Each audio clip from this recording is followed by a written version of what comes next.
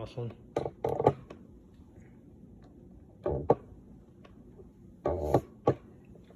So when most people hear the words ketogenic lifestyle, they think to themselves that it's just another fad diet and that it will soon be overlooked. Well, what if I told you that I've been living the ketogenic lifestyle for almost 4 years? Yes, it's true.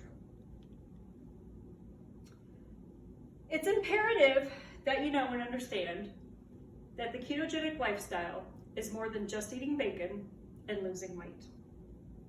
Today I'm going to talk to you about what the ketogenic lifestyle is, the benefits of being in ketosis, and I'm also going to talk to you about if you can do keto long term or not. So first of all, I'm going to talk to you about what is the ketogenic lifestyle and what does it mean? Well, according to Rudy Meyer's article on healthline.com, he states that the ketogenic diet is high fat, moderate protein, and low carbs. And what does that mean? What does that mean to somebody? Well, I'm going to show you what that means. When he's talking about high fat, he's talking about 75% of your daily intake needs to be a good fat. He's talking about protein. 20% of your daily intake needs to be protein, and 5% of your daily intake needs to be carbs. Now let's break this down a little bit. When we're talking about fat, we're talking about good fats. He is not saying you need to go get the biggest, greasiest cheeseburger and eat that to lose weight and to get into the ketogenic lifestyle. He's talking about MCT oil, avocados, coconut oils. Those kinds of things are healthy fats. Those help you keep so you're not hungry longer. Proteins. When we're talking about proteins, we're talking about eggs, nuts, and meats. Pretty simple. Carbs. When we're talking about carbs and 5% of carbs in your daily intake, he's not talking about you need to go have a pop, pasta, sugar, candy, popcorn, that kind of stuff.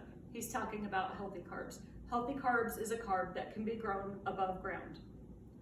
So we are talking about broccoli, cauliflower, any green leafy vegetable, kale, Brussels sprouts, and those kind of things. So what happens when you decide to lower your carb intake? I'm going to tell you what happens. What happens is your body becomes in a state of ketosis. Ketosis should not be mixed around with the word ketoacidosis. They have nothing to do with each other. When your body becomes into a state of ketosis, it actually stops using insulin and sugar for energy. It uses your own stored fat. So, what are some of the benefits that happen when you get into the state of ketosis?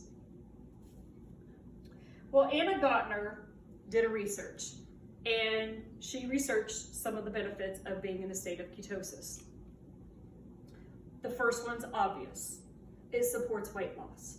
If your body is using your own fat to function and to give you energy to live, then you're obviously going to be using your own body fat and start losing weight.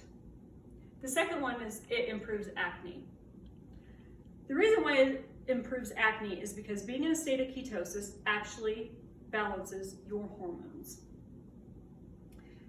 She also found out that it may reduce the risk of certain cancers. There are several cancers that are actually fed by sugar.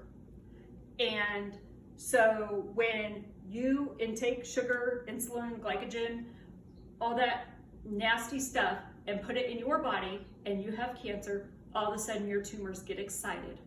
And when they get excited, they start to grow and they're hungry and they crave and they want that sugar.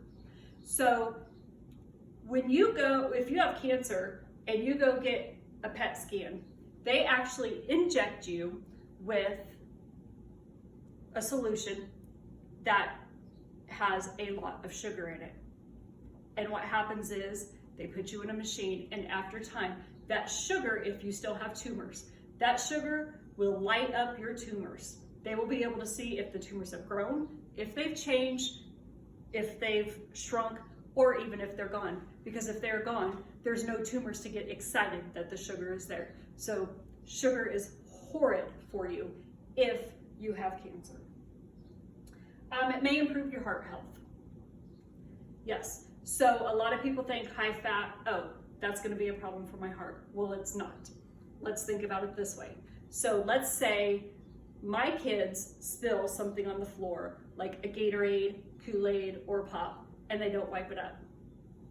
And you walk over it. Are you gonna slide or are you gonna stick? That's right, you're gonna stick. So if you spill a little bit of oil on the floor, same thing. Are you gonna slide or are you gonna stick? That's right, you're gonna slide. So when you are consuming a great amount of carbs, you're causing inflammation in your body, which is causing inflammation in your heart. So when you have inflammation in your heart and your heart is enlarged, then you have carbs that are sticking and nothing can get through. If you are cutting out those carbs, your inflammation in your heart goes down and your blood is able to flow through. So that is actually what is causing the heart problems. It may also protect brain function. There have been several studies that show people with Alzheimer's, when they eat a high, good fat diet, actually do well with that. So is it possible to follow the ketogenic lifestyle for a long period of time? It is. Craig Clark reminds us in his study of long-term ketogenic lifestyles to do some important things. First of all, remember your why. Why did you start it? For me, I started it because I suffer from severe depression. I also suffer from inflammation, and it's helped.